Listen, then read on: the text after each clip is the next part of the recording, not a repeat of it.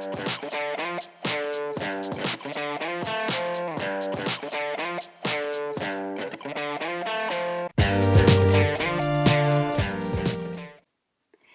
everyone, welcome back to the Time Management series by MC Zenith.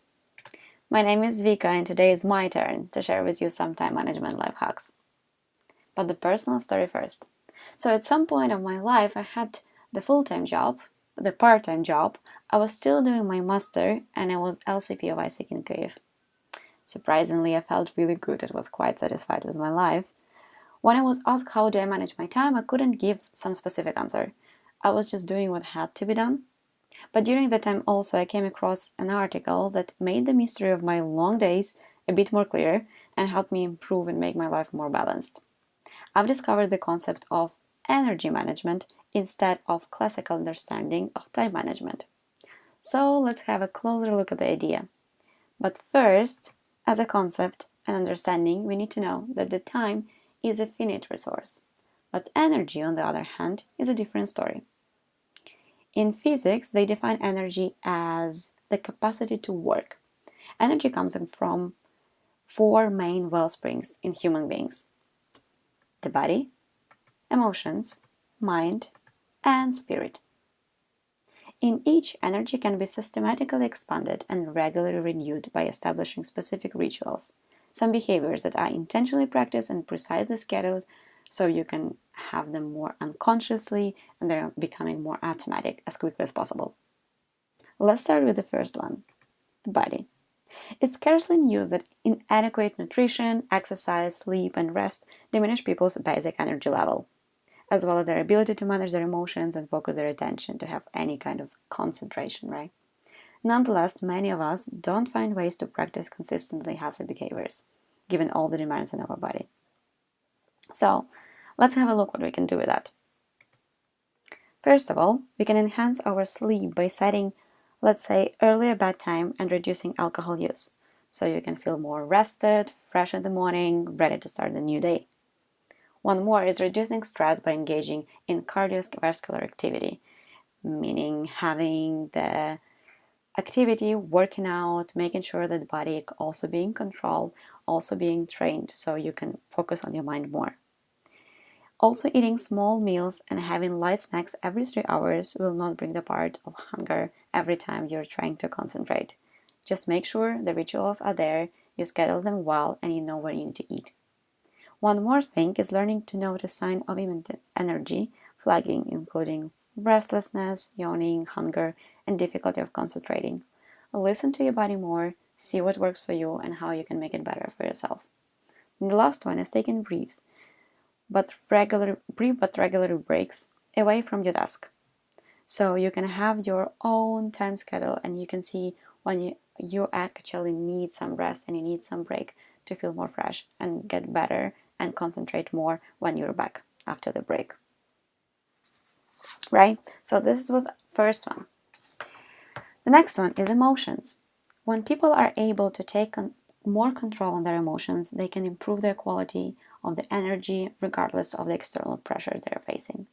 We don't really function well under the control of our own reactions to the stressful situations, and we are facing them every day.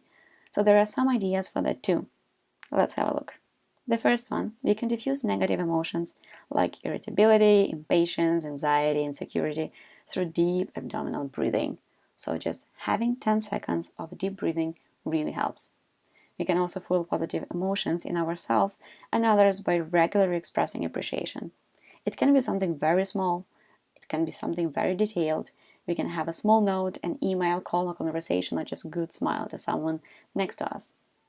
Also, there is a good technique of having new lenses, trying to look at the situation from the different perspectives. There are 3 of them. The first one is the reverse lens, when you're trying to ask yourself of what would the other person in this conflict say and how might he be right. With the long lens, you can also ask yourself of how will I likely view the situation in 6 months? Is it that important? And the wide lens, you can employ asking yourself of how can I grow and learn from this situation? So you're trying to zooming out a bit and being not that stuck in the details of the situation itself. This is part of the emotions. Many of us view multitasking as a necessity in the face of all the demands we're juggling, but it actually undermines productivity. Distractions are really costly. A temporary shift in attention from one task to another, stopping to answer an email or take a phone call, for instance, increases the amount of time necessary to finish the primary task by as much as 25%, a phenomenon known as switching time. So you were actually in the flow. When you're actually in deep concentration, even a small distraction can ruin the whole idea and can ruin your attention at that point. So you need to start again, you need to get back to the flow again. So how to deal with that?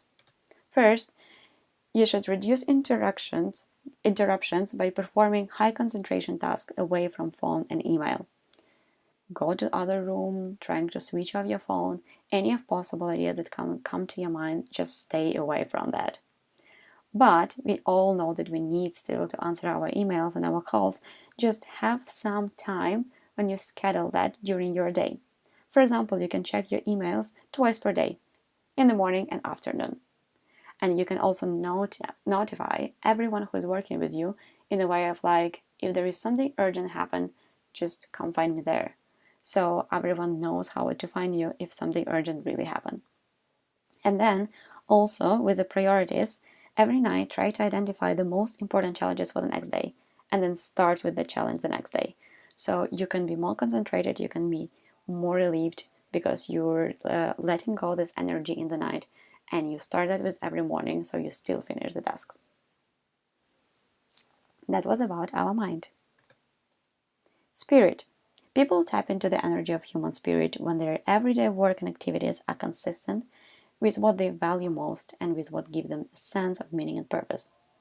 If the work they're doing really matters to them, they typically feel more positive energy, focus better, and demonstrate greater perseverance.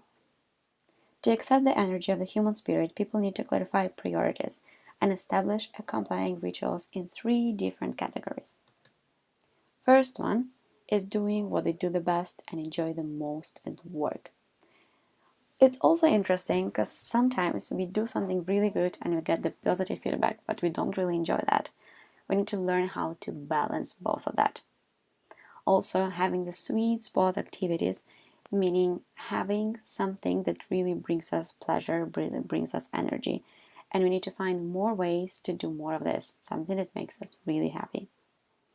Family, health, service of others, something that is really important and sweet for us. And also living to our core values. When we feel we are true to ourselves, we tend to be more happy, we tend to be more consistent in what we are doing, and just having more well-being overall. You may find it useful to reflect on your body, emotions, mind, and spirit a bit more and come up with some of your own tips for better energy management. If you do share with us in the comments. We are very curious about. If you want to know more and be more into details of the article itself, you can check it out here. You can also find the link in the video description below. So it's Harvard Business Review, and the article name is Manage Your Energy, Not Your Time by Tommy Schwartz and Catherine McCarthy. And remember, don't manage your time, manage your energy, and you'll feel the difference. Take care and see you soon.